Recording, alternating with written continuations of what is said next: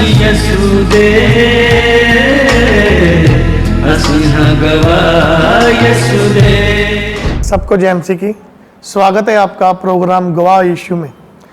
जिस तरह हम बाइबल में देखते हैं कि एक शाऊल नाम का व्यक्ति था जो कलीसियाओं को सता रहा था, जो कलीसियाओं को मारता था, उन्हें घसीटता था और परमेश्वर की कलीसियाओं को जो उजाड़ रहा था। उसी तरह से आज हम एक ऐसे गवाह से आपको मिलवाएंगे जिनके जीवन में परमेश्वर ने ऐसा बड़ा काम किया है कि परमेश्वर ने आज उनकी ड्यूटी लगाई है। वो खुद सुसमाचार प्रचार कर रहे हैं और रूहों को बचा रहे हैं। आइए आज हम मिलेंगे परमेश्वर के दास पास्टर रामेश्वर जी से। जय मसीह की पास्टर जी। जय मसीह। पास्टर जी, स्वागत है आपका प्रोग्राम गवाह यीशु में। पास्टर जी, सबसे पहले हम चाहते हैं कि आप दर्शकों को अपना इंट्रोडक्शन दीजिए कि आप कहाँ के रहने वाले हैं और कहाँ सेवकाई करते हैं। जी, प्रभु यीशु मसीह के मीठे मधुर और पवित्र नाम में आप सभी को जय मसीह की और आमीन। मेरा नाम पास्टर रामेश्वर है। मैं मूलतः उत्तराखंड से रहने वाला हूँ, मगर किन्हीं कारणों के कारण मुझे पंजाब में आना पड़ा। बचपन में मेरे मदर फादर जो दोनों 2 साल की उम्र में ही एक्सपायर हो गए थे, वो इस दुनिया को छोड़कर प्रभु में चले गए थे। तो मैं धन्यवाद देता हूँ आज इस समय के लिए। और मेरा पालन पोषण जो है पंजाब ने किया और यहीं पे मैं पला बढ़ा और पढ़ा हूँ। और मेरे परिवार में मेरी पत्नी निशा के साथ 3 बेटे प्रभु ने आशीष के तौर पर मुझे दिए हैं। अभी मौजूदा मैं जो है उत्तराखंड के हरिद्वार डिस्ट्रिक्ट के रुड़की शहर में सेवकाई कर रहा हूँ। पास्टर जी, हम ये जानना चाहते हैं कि मसीह में आने से पहले आपका जीवन कैसा था। जी हाँ, ये बहुत ज़रूरी है कि आमीन इस बात पर प्रकाश डाला जाए कि मसीह में आने से पहले मेरा जीवन जो है बहुत ही अंधकार भरा था। और यूँ कहें कि मैं एक जो है अंधा व्यक्ति था, आत्मिक तौर पर लंगड़ा व्यक्ति था, लाचार व्यक्ति था, मरा हुआ व्यक्ति था। और मेरी दशा जो है वो एक मृत अवस्था के जैसी थी, यानी टोटली मेरा जीवन नशों से भरा था और जो है अंधकार से भरा हुआ था। और मेरा पहले का जीवन मेरे एक जीवन की आशा थी, एक खोज थी कि शांति की तलाश में मैं बहुत ही जो है स्ट्रगल करता था। मैं 12 साल रोपड़ पंजाब से जो है हरिद्वार से रोपड़ मैं 12 साल लगातार पैदल कावड़ यात्रा करता रहा, वो भी इसलिए कि मुझे शांति मिले। तो ये बहुत सी ऐसी यात्राएं मैं करता रहता था। साल में 2 या 3 यात्रा मेरी चलती थी, मगर मुझे कहीं भी शांति नहीं मिली। और उससे पहले मेरा जीवन बहुत ही ज़्यादा अंधकार में था। मुझे सच्चाई का नहीं पता था, सत्य को मैं नहीं जानता था, मगर प्रभु में आने के बाद ही मुझे सत्य को पहचान हुई। जी। पास्टर जी, हम ये जानना चाहते हैं कि मसीह के बारे में आपको कैसे पता चला और कैसे आप मसीह में आए। जी, जैसे कि आपने अभी सुना, मसीह में आने से पहले मेरा जो जीवन कैसा था, अंधकार से भरा हुआ था, पाप से भरा हुआ था। मैं एक चैन स्मोकर था। उस समय जब मैं पुराने जीवन में था, विश्वास में नहीं आया था, मैं तकरीबन मिनिमम कम से कम 2 सिगरेट एक साथ पीता था। कभी मैंने एक सिंगल सिगरेट कभी नहीं पी।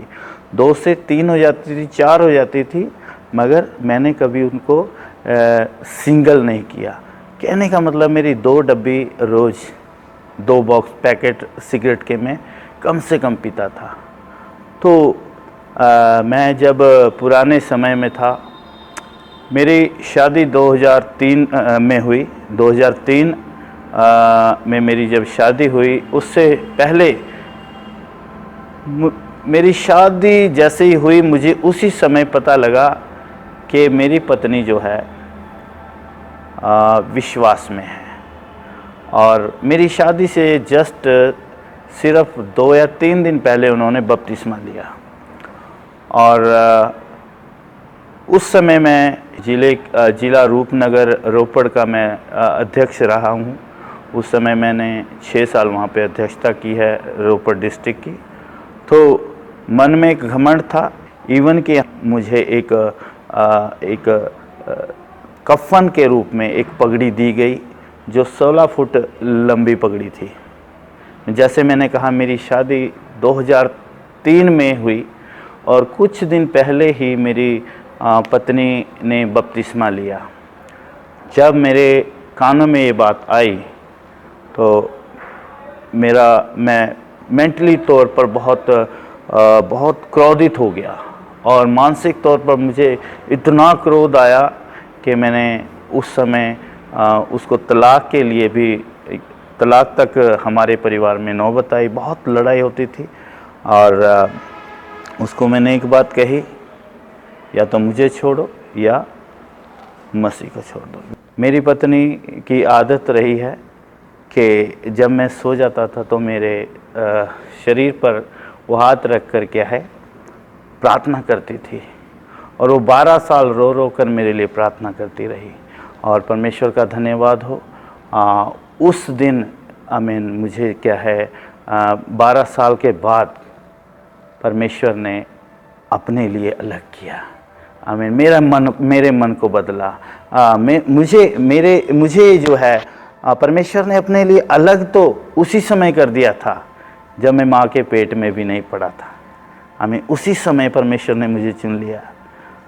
जिस प्रकार यशायाह कहता है, आमीन, मैंने तुझे आमीन माँ के पेट में पड़ने से पहले और तेरे जन्म से पहले तेरा अभिषेक किया है, तुझ पर मन लगाया है, तुझको नियुक्त कर दिया है कि तुझे जातियों का भविष्यवक्ता ठहराया है। आमीन।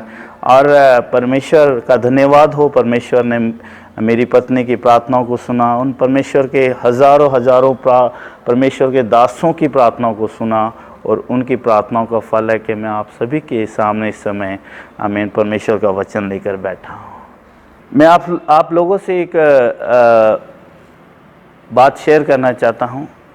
ये वाक़या है उस समय का जब रूपनगर जिला का अध्यक्ष था और उस समय एक गर्म खून था और युवा सोच थी। आपको पता है युवा पीढ़ी में जो है लोगों को कुछ ऐसा हमारे विश्वासी बहन भाइयों के विरोध में, क्रिश्चियनिटी के विरोध में एक मानसिक धारणा है कि क्रिश्चियन लोग जो है पैसा देकर धर्म परिवर्तन करते हैं।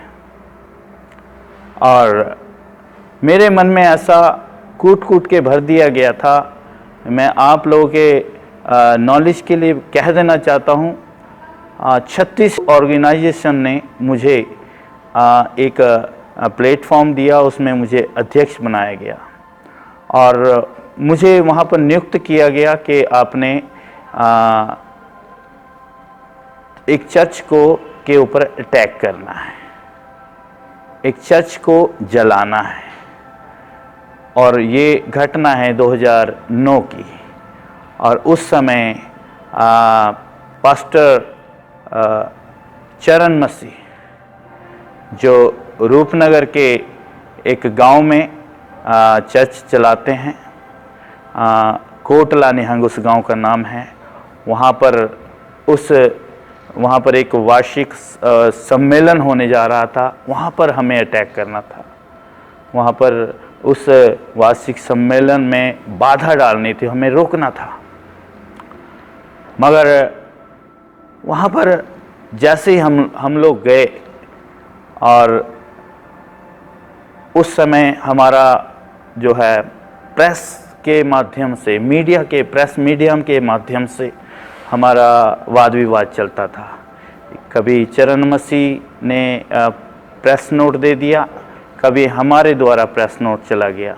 तो तो ऐसे ऐसे हमारी लड़ाई चल रही थी। वो लड़ाई बढ़ते बढ़ते इतनी बढ़ गई कि वो प्रशासन को उसकी भनक लगी, और जिस दिन हमने वो काम करना था तो रोपड़ डिस्ट्रिक्ट का जो प्रशासन है वो जाग गया, और उन्होंने चप्पे चप्पे पर पुलिस छावनी बना दी रोपड़ शहर को पूरा।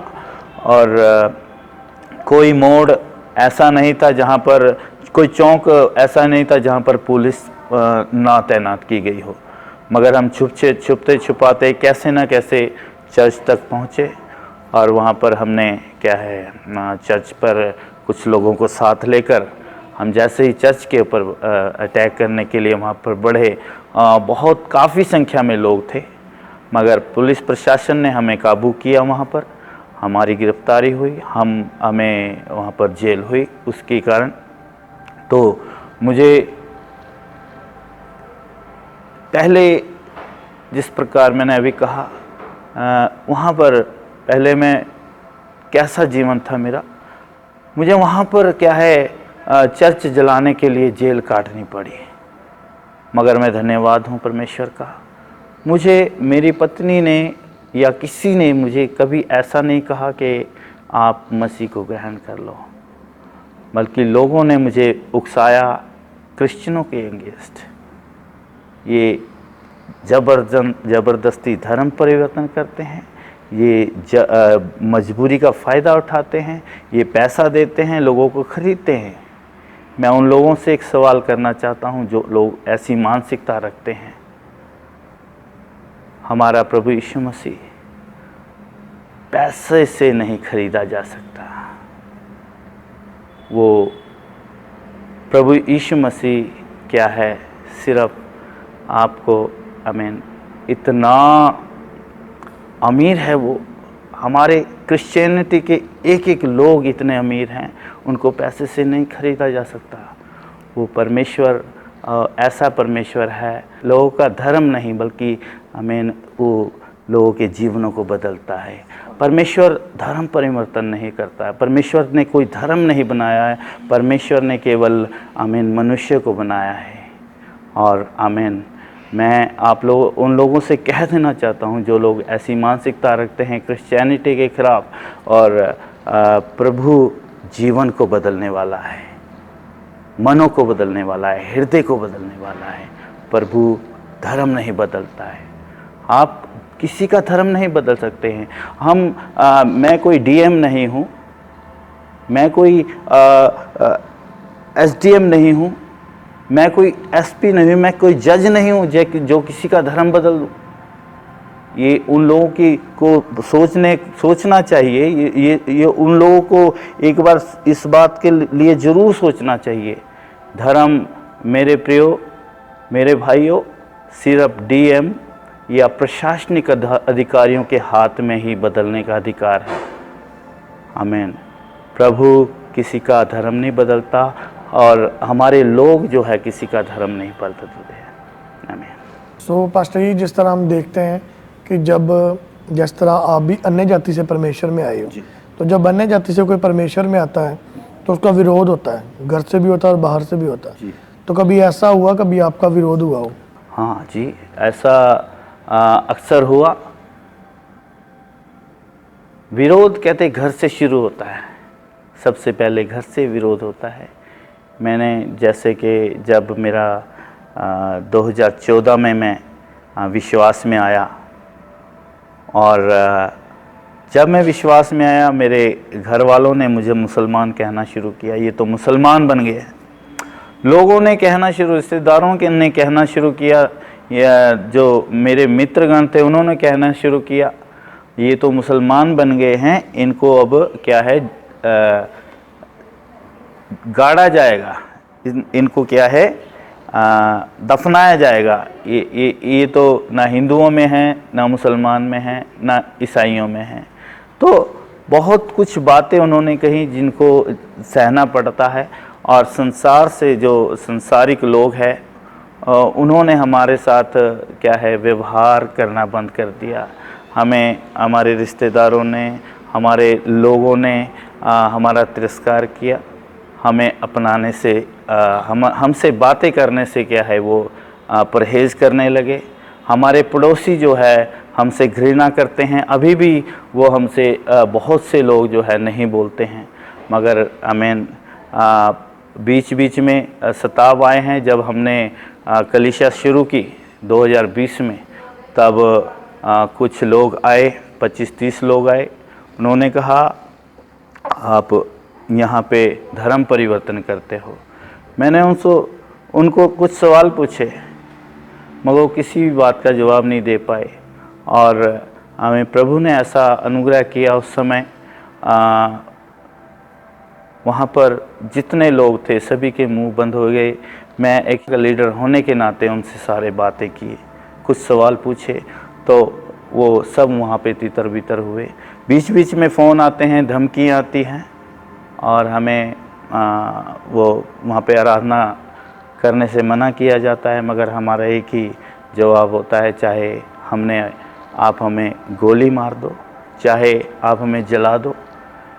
और यहाँ तक कि इस बात को जो मेरे बच्चे हैं, मेरी पत्नी है, मेरा परिवार है, वो भी इस बात के लिए हमेशा मुझे उत्साहित करते रहते हैं। बच्चे पूछते रहते हैं, पापा आमीन हमें सुसमाचार के लिए कब जाएंगे, हम सुसमाचार के लिए कब। एक उत्तेजना उनके जीवन में अभी से इतनी है कि आमीन परमेश्वर का सुसमाचार बढ़ाना है।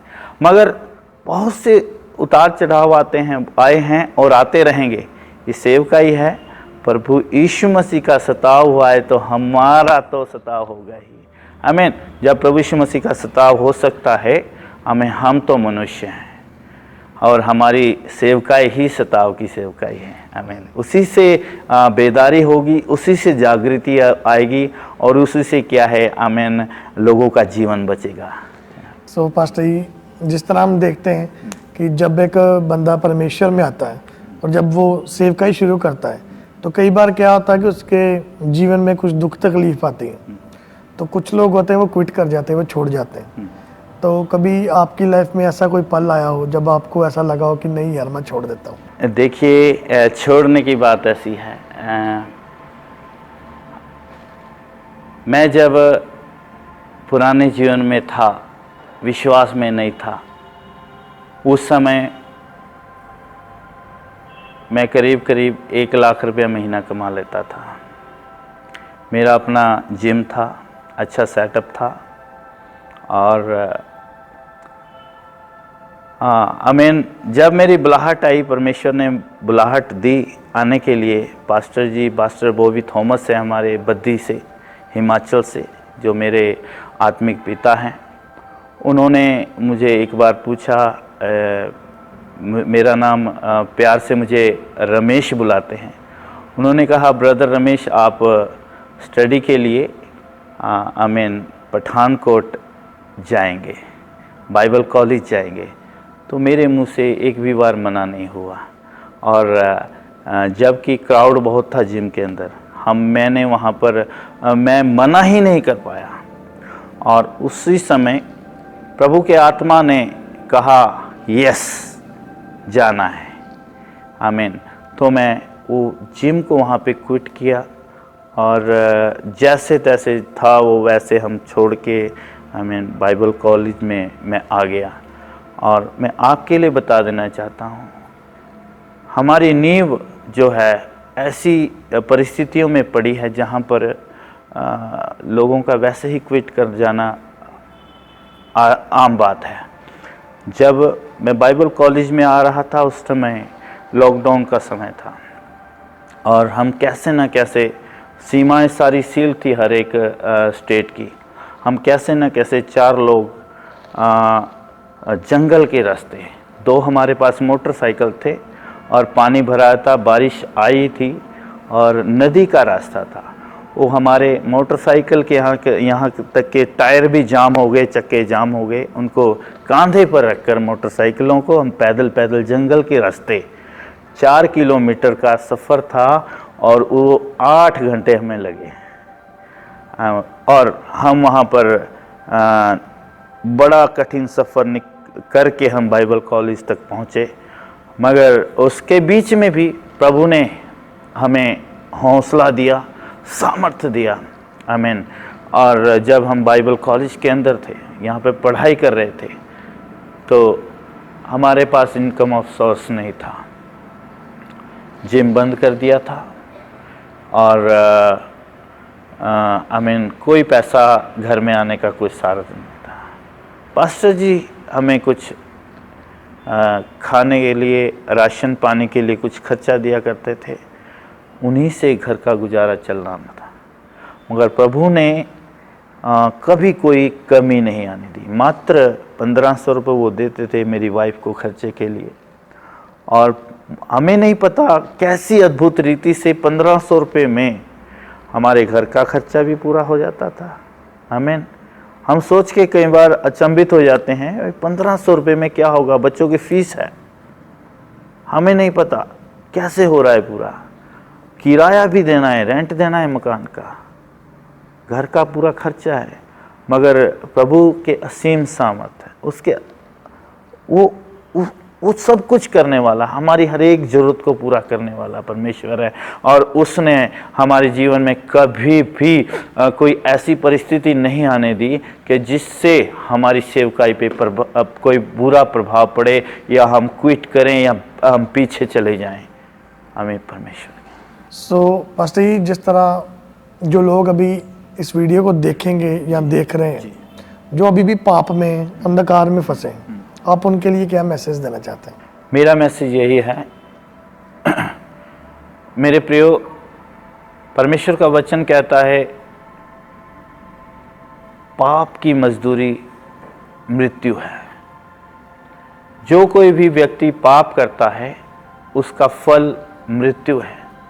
और हमारे प्रभु यीशु मसीह इस मैसेज को देते हैं। आमीन। जो प्रभु पर विश्वास करता है, जो प्रभु यीशु मसीह पर विश्वास करता है, वो नाश नहीं होता मगर अनंत जीवन प्राप्त करेगा। और उद्धार केवल यीशु मसीह के द्वारा है।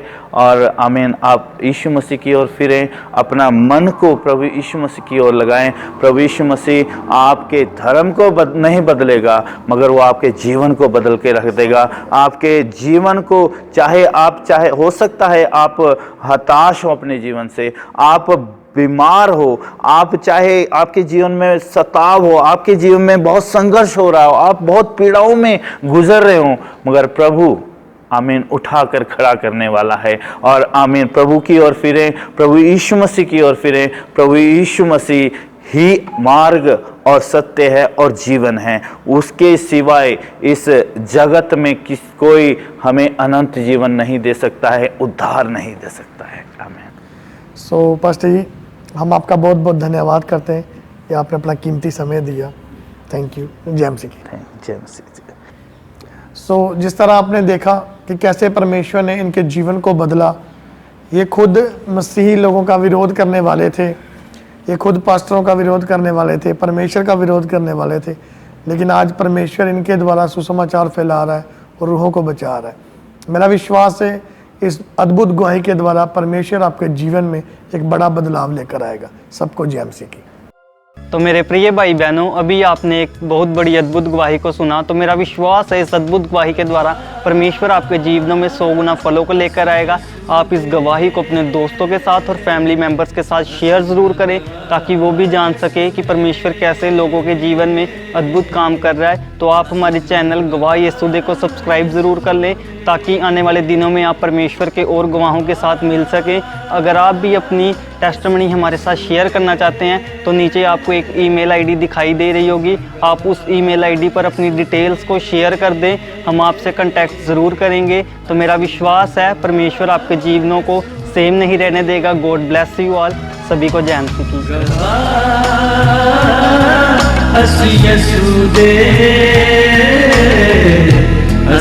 गवाह यीशु दे।